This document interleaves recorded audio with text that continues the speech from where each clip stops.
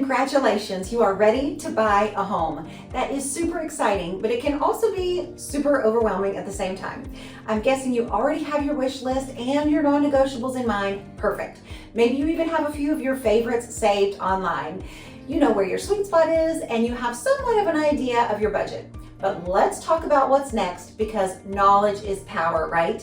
Here are a few actionable steps to move things along. Number one, get organized. So much of the process is dependent on individual timelines. However, there is one that impacts you directly, and that is securing your loan. When you do the full application for your loan, be ready, because the mortgage lender is going to do a deep dive into your personal finances. The lender will look at your bank statements from the last 60 days, outstanding loans, investments, debt to income ratio, your last few pay stubs or last year's tax return, and credit scores, to name a few. Do yourself a favor and get ahead of this. Get all of those documents organized in one place, including any gift letters for a down payment or closing costs if someone is helping you out with those costs. That way, you won't hold up the lender by having to search for these pesky documents. And I may or may not be speaking from personal experience on that one.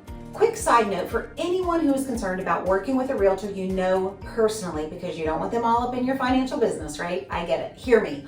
All of your financial information is confidential between you and your lender. The only information your realtor receives from the lender is the loan type, the price range, and of course, if there is a home sale contingency, and if you'll need the seller to contribute to your closing costs. There's nothing else that your realtor needs to know.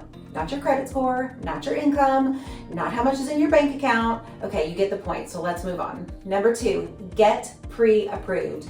Getting pre-approved for a loan is crucial for a smooth process. It means that a lender has looked into your financials, all the things I just talked about, and is willing to give you a reliable estimate on how much you can afford. So here's the thing.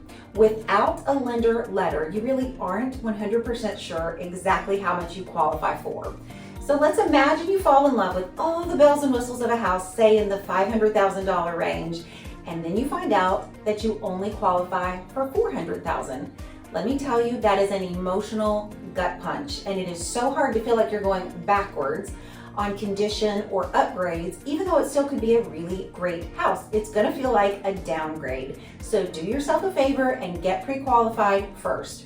On top of that, no seller is going to take your offer seriously without a pre-qualification or a pre-approval letter. So be sure to get the letter when you're ready to start digging in. And most pre-approvals are going to expire in about 60 days. So if you're still 6 months out or so from purchasing, keep that in mind. Number three, avoid big life changes. So much of your ability to qualify and your ability to get to the closing table relies on your financial decisions, past, present, and future. Big life changes and decisions majorly impact your loan process. So here's a list of the top 10 commandments for home buying. 1, do not change jobs, period, no exceptions. Do not buy a new car, truck, or van unless you want to live in that. Do not make major charges on your credit card. Your lender is literally monitoring your credit until closing day.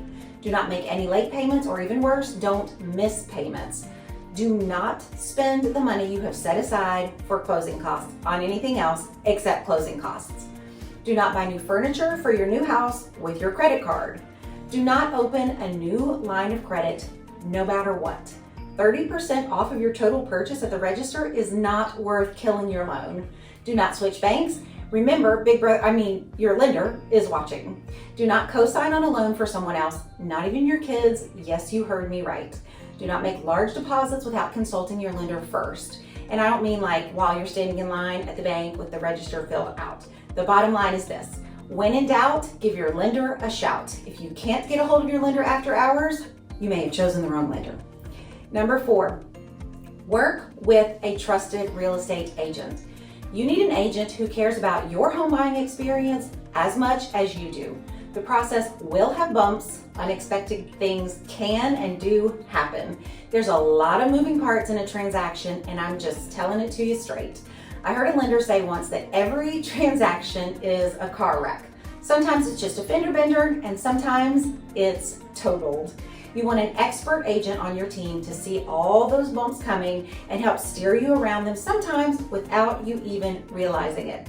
An agent should always be one step ahead, educating you on all of your options so that you're prepared when it's time to make decisions. He or she should answer questions you might not even know to ask. They should recommend trusted lenders, appraisers, inspectors, and other related vendors along the way. Your realtor's goals should be your goals, and your realtor's timeline should be your timeline, never selling you on their agenda. I tell my clients this all the time. The one thing I promise I will never do for you is to pay your mortgage. So when you put your head on your pillow at night, if you do not have peace with your own inner thoughts, it is not the right house for you. When you're considering which agent to work with, here are a few questions that you could ask. How many houses have you sold in the last year? Are you familiar with the areas where I'm looking to purchase? What are some creative ways to structure my offer to make it stand out in a competitive situation? What percentage of your buyers make it all the way to the closing table? And don't forget, read their reviews. You've got to be prepared and confident during the home buying process. Do your work up front to get your financial ducks in a row. Find the best agent for you and then trust their guidance through the sometimes bumpy process. You'll be so glad you did when you have the keys to your dream home. If you're thinking about buying a home in or around the greater Knoxville area, I'd love to set up a personal home search for you based on your wish list. That way you'll know immediately when a new listing hits the market that matches exactly what you're looking for. My contact information is going to be in the description below this video. Feel free to contact me directly. I'm Leanne Johnson. Love where you live until you don't, and then give me a call.